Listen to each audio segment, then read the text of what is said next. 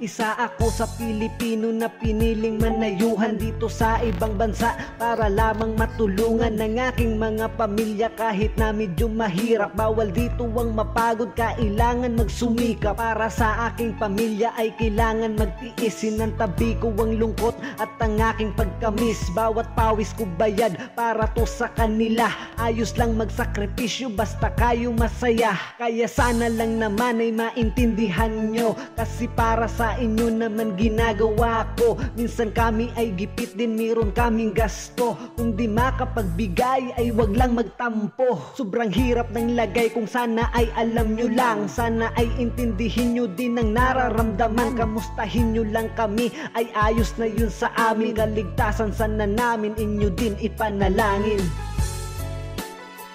Yeah, saludo sa lahat ng mga OFW natin dyan, laban lang.